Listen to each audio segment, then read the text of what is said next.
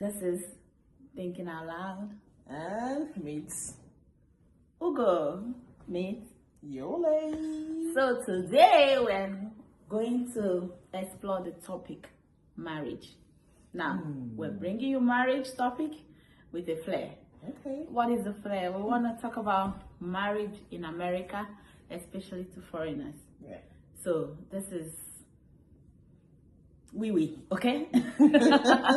So what do you think about marriages in America, especially from foreigners that you know? That's a huge topic because we can talk from today to tomorrow. We can start talking about it from now to Africa and Jamaica. The first thing I know is cultural background affects marriages in America. Where you're coming from, the culture which you're known with from childhood affects your choices in America. Knowing American society is different. Okay? For me, I think in marriage, finance is a huge issue. So financial health, financial background is very important because it's something that will come up over and over during the marriage. And being that many foreigners don't have that grip on finance because we know that the people that were born here already with their grandparents leaving them money and so many things going on with finance, they are kind of a little stable and can lean on something than foreigners. So now you see many foreigners coming into this country with nothing, and you believe that when you marry a wife, the person becomes your partner or your husband, because we see both men and women marrying, and some people have to now, because of finance, put the marriage to be like a business. The marriage now becomes a business. It has to be beneficial to both parties instead of a love affair. Yeah. Also, communication between marriages is changing in America. You know, like I said, cultural background. A woman is supposed to respect the spouse in all ramifications, which is common with some cultures. In America, gives you independence to be able to express yourself because you both are paying bills. And that affects marriage also. So, we see that in marriage here, many young men, young women included, will live here, go to their country home to marry a wife or a husband. Like a story I was reading the other day, the girl brought the man here and the man had a whole wife in their country without her knowing. So it kind of affects it because this is not somebody you know that well. You didn't grow up with this person. You're just going there to pick this person as an investment over here. Okay, that's true. And then you have expectation of the person when the person gets here. And if you don't get the expectation, it becomes the problem. It becomes a problem. You know. Also, ego. You know, men and their egos affects marriage a lot.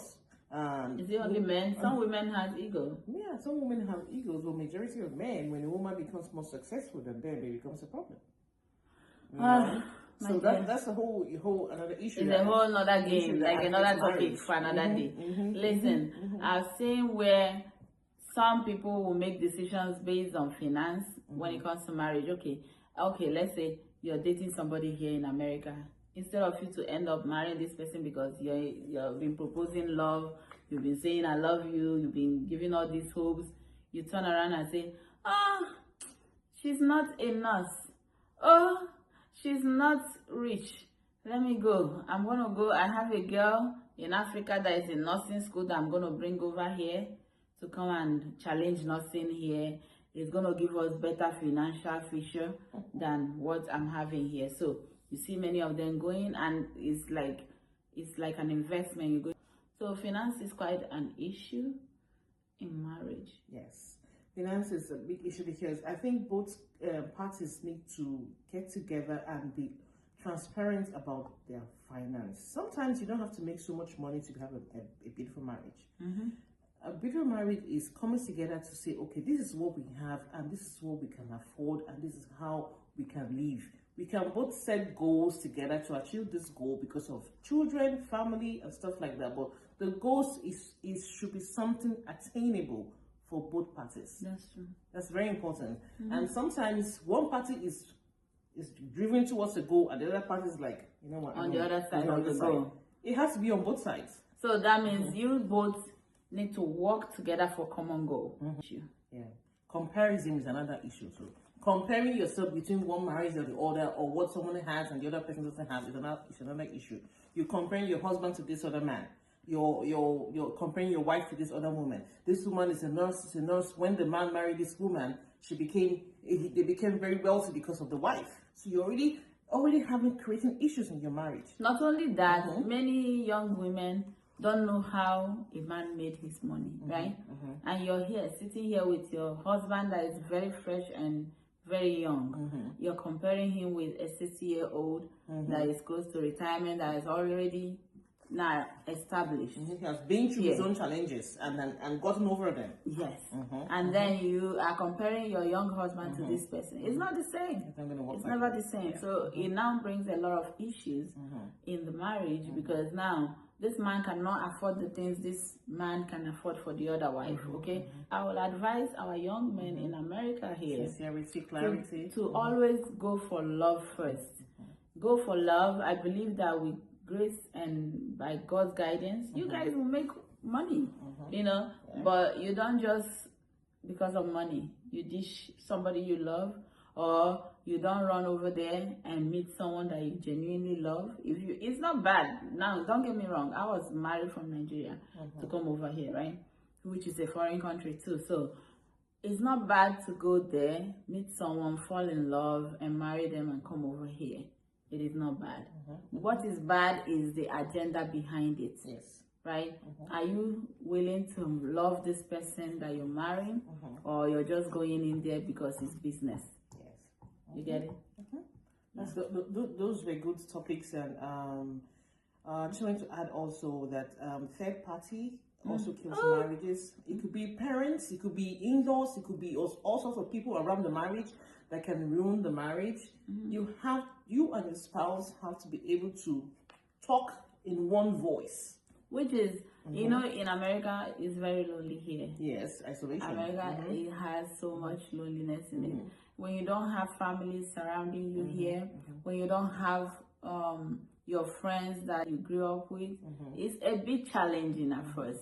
So you have all these friends you make here and you trust them. You don't really know them that much. So they come in there, jealousy, they want to get you out. They want to see that things don't work out in your marriage. They start telling you what your husband did, what your wife did, who didn't do this. Oh, how dare you agree to that? Now, issues in that marriage. So it is worth it to always make sure there is peace. There is always harmony. Work together. Yes. You know, in everything. All right. To sum it up, marriage in America is very challenging. You just have to trust each other, respect boundaries, organize your finance, talk to each other, good communication with each other. The bills. As in try to manage your social life, enjoy each other. You know, just think together in one voice. The bills in America does not help marriages because the bills is a different ball game. But I'm telling you, when you work with someone in love and harmony, your marriage will survive. When you work with someone and you genuinely love them for whom they are and not because of what they brought to the table, I think your marriage will work because the little they do, you're going to appreciate it. And I think it's going to make a big difference if we start loving one another in marriage instead of growing apart. Yes. Let's not be in the numbers. Yes. Thinking out loud. Thinking out loud. Just me.